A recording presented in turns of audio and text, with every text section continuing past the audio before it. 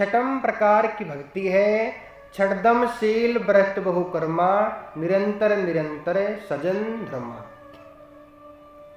जो माताएं व्रत रहती है तो व्रत रहने से क्या होता है? आप व्रत रहते हो ना, तो व्रत कब लगता है, कब भगवान प्रसन्न होते हैं? अब कई माताएं सोचती है कि हमने व्रत रख लिया और हमने सुबह से कुछ नहीं खाया तो हमारा व्रत सफल हो गया। कुछ खाने ना खाने से व्रत नहीं लगता। व्रत लगता है कि आपके मन में क्या है, आपके दिमाग में क्या है, आपकी जुबान पे क्या है, आपकी आंखों में क्या है। यदि आंखों से गंदा दृश्य देख लिया तो क्या फायदा व्रत रखने का?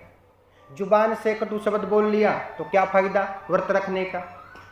दिमाग में कोई गंदे विचार आ गए तो क्या फायदा व्रत रखने का?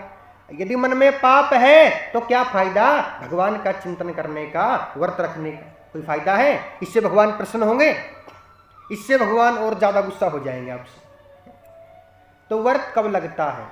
व्रत लगता है कि आपके मन में केवल भगवान का चिंतन हो, कोई ऐसे वैसे विचार ना आए, कोई पाप ना आए, दिमाग में गंदे विचार ना आए, आंखों से गंदा दृश्य ना देखो, जुबान से कटु शब्द ना बोलो, और व्रत पे भगवान का चिंतन ज्यादा करो।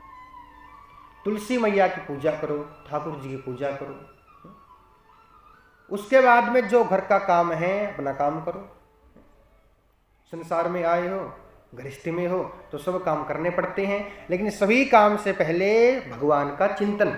शुरुआत करो भगवान से, और यदि आप शुरुआत करते हो भगवान से तो आपका पूरा दिन, जैसे कि आपने ठाकुर जी का श्रृंगार किया है ना, सुबह उठ के प्रेम के साथ में भगवान का श्रृंगार किया, आपने भगवान का श्रृंगार किया तो भगवान आपके जीवन में आपका श्रृंगार कर देंगे, पूरी जिंदगी चकाचक बना देंगे अच्छे से। हाँ, पूरी जिंदगी में श्रृंगार हो जाएगा। तो सबसे पहले सुबह भगवान का श्रृंगार किया करो, भगवान का भोग लगाया करो। और भोग कैसे लगाओगे? भोग लगाते समय या तो आपके पास में भोग वाला मंत्र होना चाहिए या भोग वाला भजन होना चाहिए। आओ आओ लगा लो भोग नंद के लाला जी। और यदि ना आपको भजन बोलना आता, ना मंत्र बोलना आता, तो क्या उपाय है? घंटी बजाओ। तो सुन ले मेरी बहना बिन घंटी भोग लगे ना, तू भोग लगा ले मेरी बहना, साथ में घंटी बजाओ बिन घंटी भोग लगे ना, तो सुन ले मेरी बहना। तो बिन घंटी के भगवान का भोग नहीं लगता, इसलिए घंटी बजा दिया करो भोग लगाते समय में। जोर से बोलना पड़ेगा राधे। बल्कि में ऐसा करो, अपनी पड़ोसनों को अपने पास बुलाओ, साथ में आप भजन करो और उनसे भी भजन करवाओ। इसे कहते हैं व्रत करना। उसके बाद व्रत लगता है। और व्रत पे अपने घर से बाहर मत निकलो।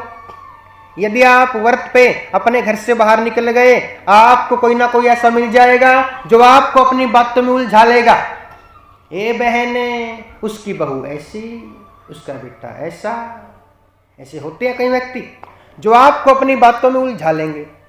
आपको तो विश्वास है अपने आप पे कि मैं तो भगवान का बहुत बड़ा भक्त हूं, मैं तो भगवान की बहुत बड़ी भक्तन हूं। आपको तो विश्वास है, आप तो भगवान का चिंतन करोगे और चिंतन करते करते बाहर चले जाओगे।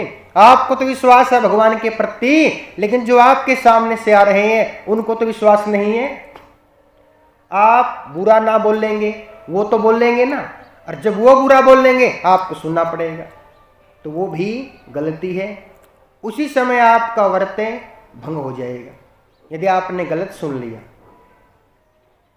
जैसे कि कोई व्यक्ति है, गाड़ी लेके बाहर चला गया, गाड़ी चलाने का एक्सपीरियंस है, आपका तो एक्सपीरियंस है, लेकिन जो आपके पीछे आ रहा है उसका तो एक्सपीरियंस नहीं है, वो तो आप में ठोक देगा।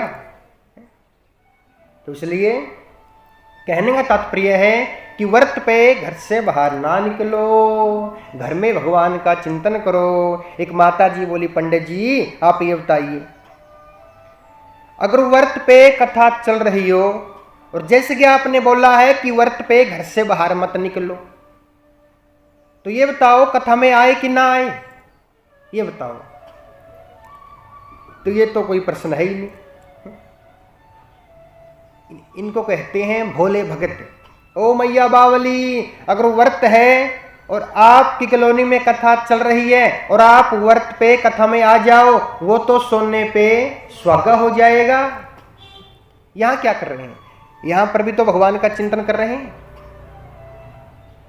और भागवत कथा सुनना बड़े सौभाग्य की बात है। और व्रत पे आप कथा सुन रहे हो, वो तो सोने पे सुहागा हो जाएगा, डबल फल मिलेगा आपको। एक तो भागवत कथा सुनने का फल और एक हो गया व्रत का फल, डबल फल आपको प्राप्त होगा। तो कहने का तात्पर्य है कि व्रत पे ज्यादा भगवान का चिंतन करो, ज्यादा भजन करो।